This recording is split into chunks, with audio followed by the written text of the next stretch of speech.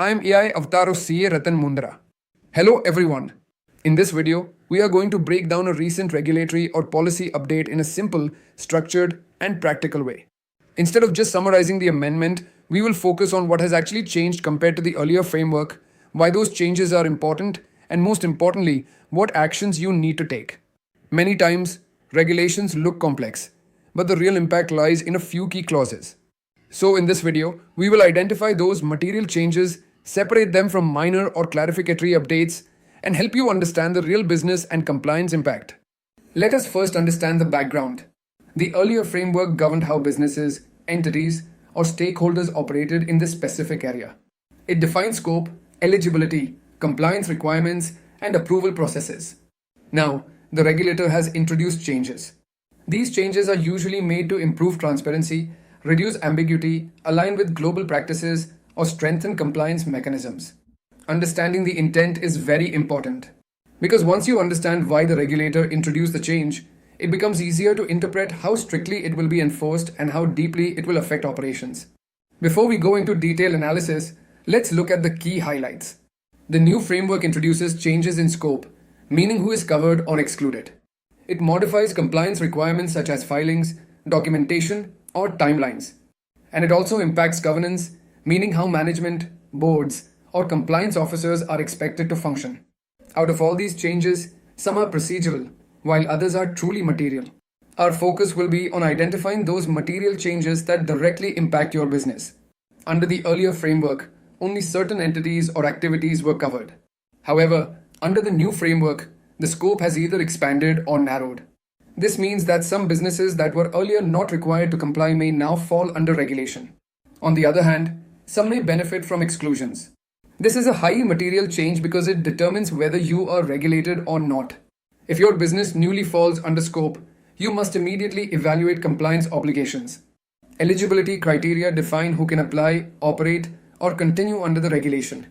If the regulator tightens eligibility, it increases entry barriers. If it relaxes conditions, it encourages participation. This change directly affects new applicants and existing entities. Businesses may need to restructure ownership, modify operations, or enhance documentation to meet revised conditions. This is clearly a material change because it impacts whether your business can operate or expand. Compliance is where most operational impact happens. Earlier, reporting may have been simpler or less frequent. Now, the regulator may require more detailed disclosures, stricter timelines, or additional certifications. This affects internal teams like finance, legal, and operations. Coordination becomes more important, and errors can lead to penalties. Even if this looks procedural, it becomes material if it increases workload, risk, or compliance cost. Approval processes are critical for business continuity. If earlier approvals were post facto and now require prior approval, it can significantly delay operations. Similarly, if new documentation or certification is required, it adds complexity. This directly affects project timelines, transactions, and planning. Businesses must now factor regulatory timelines into their operations. This is a highly material change because it impacts execution speed and decision making. Governance changes are often overlooked but extremely important. The new framework may increase responsibility on boards, compliance officers, or senior management. It may require stronger internal controls, documented policies, or formal approvals. This means accountability shifts upward. Decisions must now be more structured, documented, and defensible. This is material because it affects risk exposure and management responsibility. Not every change is important. Some updates are only wording changes or clarifications. These do not affect operations. However, changes affecting eligibility, approvals, timelines, or governance are material. These require immediate attention. A simple test is this. If the change forces you to update your process, structure, or documentation, it is material. To conclude, do not treat regulatory updates as simple notifications. Start with a detailed comparison of old versus new provisions. Identify material changes. Assign responsibility internally. Update your SOP, documentation, and compliance calendar.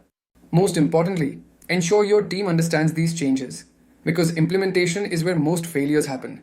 The goal is not just to understand the regulation, but to align your business with it effectively. Moonses and Management Consultants LLP, a trusted partner for SES and IFSC excellence. A pioneer in establishing SEZ and IFSC units within Gift City and India, delivering end-to-end IFSC setup. Operational support and handling complaints, risk management renowned for deep expertise in regulatory approvals, capital markets, fund management, insurance, finance company, foreign university BATF, and ancillary regulations and fintech, expertise in customs clearance for aircraft and ship procurement, leasing, GST, DSPF, IFSCA comprehensive support covering registration, reporting, and regulatory transitions, ensuring ring fencing, transparency, and global compliance standards. Join our network, scan the QR codes below to stay connected with us.